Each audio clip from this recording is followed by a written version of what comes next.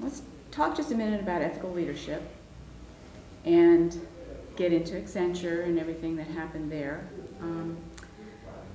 So it's a very complicated chain of events for me as an outsider, just reading what I was able to read about what happened. It started in '89, which was the year of the establishment of Andersen Consulting within Arthur Andersen firm. No, that's an erroneous statement. Okay. Okay, we'll start with that, because that's a core issue right there, what you just said. In 1989, an organization was formed called Andersen Worldwide. Okay. And under Andersen Worldwide was put Arthur Andersen Accounting and Andersen Consulting. They were two separate business entities entirely. Andersen Consulting, per se, was never part of Arthur Andersen. It was a sister company. Now, it came out of Arthur Andersen as it was known as the Administrative Services Division of Arthur Andersen. But when they formed Andersen Worldwide, two separate companies were formed, and the ownership of those two companies were divided between the partners between each. And that was a confusing point throughout the entire set of exercises. And the arbitrator, at the end of the day, clarified that very, very sharply, that there's ownership was split in '89. There was never any connection after that time. So it's an interesting long story. I was fortunate to be there in the sense that it was a phenomenal public relations and marketing challenge. But it came out of the marketplace driving people's actions in a way that it was unfortunate, because what happened was the consulting business was much more robust and profitable than the accounting business at the time. And the agreement had to do between the two companies with sharing earnings each year.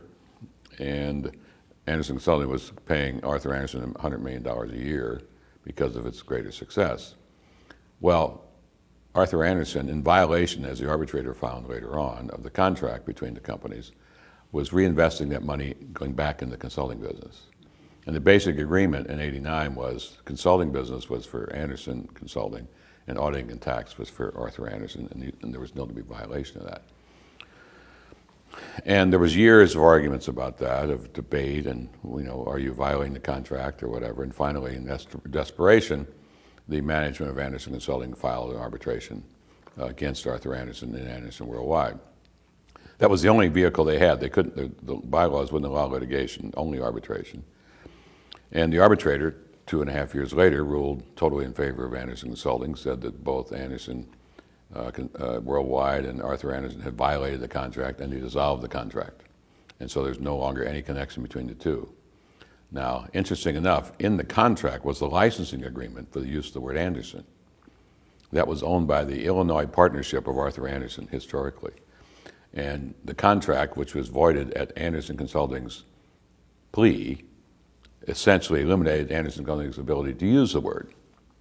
So we had 144 days to find a new name for Andersen Consulting.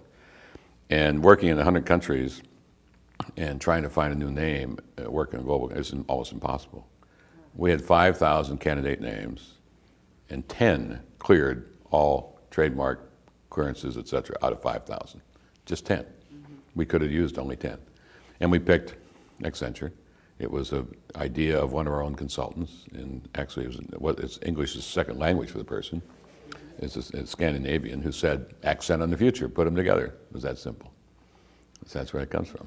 Could you maybe add to the problems you had with all the rebranding and the launching, right. global launching? Well, it was an unbelievable task, and it's a case study among case studies. I mean, there's nothing really ever like it in business to business in particular, because you couldn't use the word after January 1, '01. You just couldn't use it. It isn't like you could drag it out or put up with some guy in Germany saying, well, I'm not going to change until March, or I don't like the new name and I'm not going to do it. None of that was permitted. And that, in one sense, was a plus, because no one was able to drag their feet. So we marshaled ourselves in a way that was remarkable in retrospect. In one sense, the marketing and communications function, which I led, ran the company for a couple months, because everything had to be turned to make this change. And we were very successful at it, and it took us 75 days to get the name, then 75 days to implement it. But think about it. We had 85,000 people, just the business cards. for everybody, okay? Every sign, every database, we have 15,000 databases that had to be changed. Every paycheck, I mean, just, you can't, hundreds of thousands of changes. And what we did was we put together the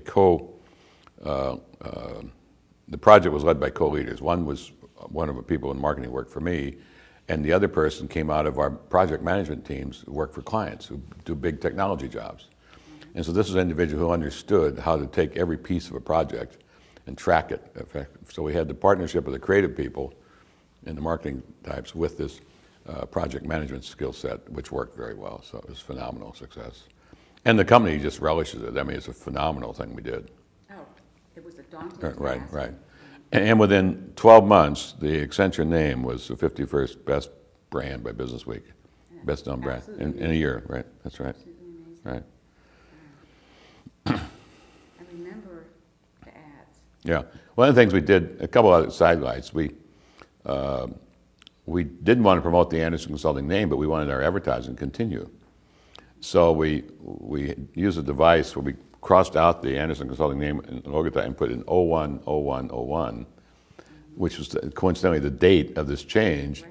And 01 in computer talk is a crucial set of digits. Exactly. So that's our business. Mm-hmm. So it just, serendipitously was beautifully done. It worked out great.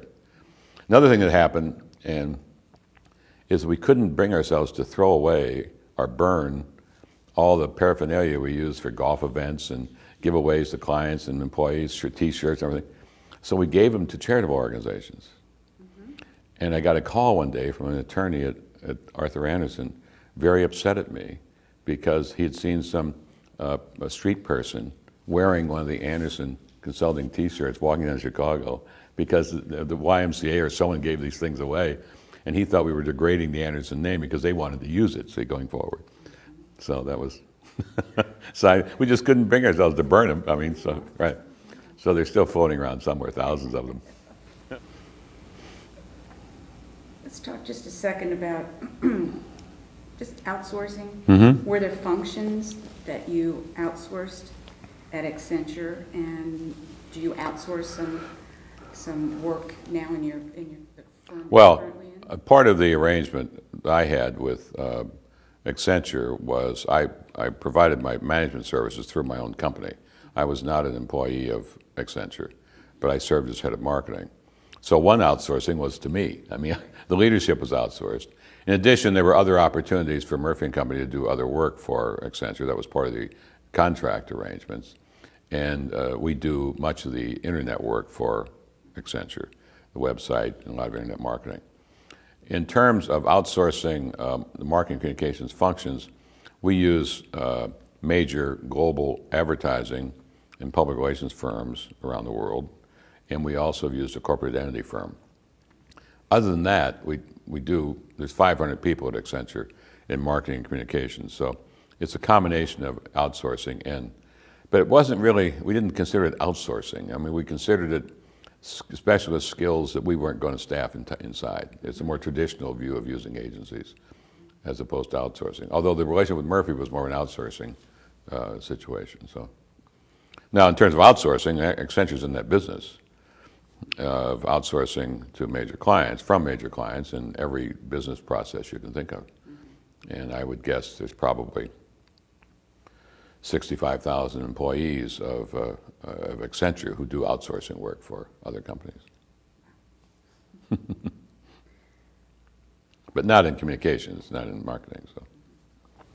Right. I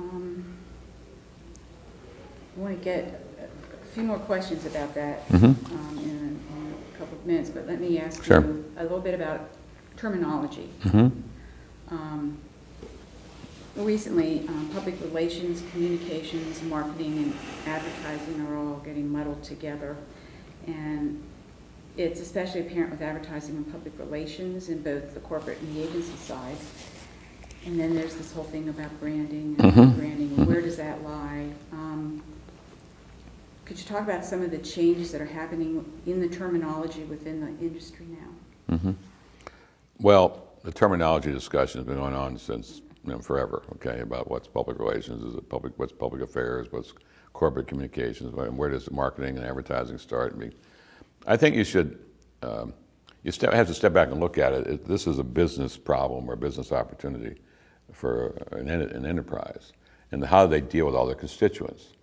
And each company is going to probably be different about this because people are different, markets are different, circumstances are different, investment levels are different.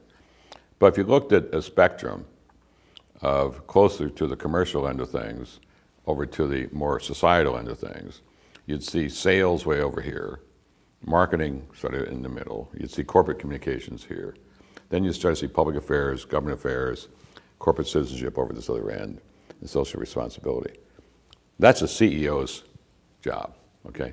Now, how he or she decides how to do all that, it's really individual.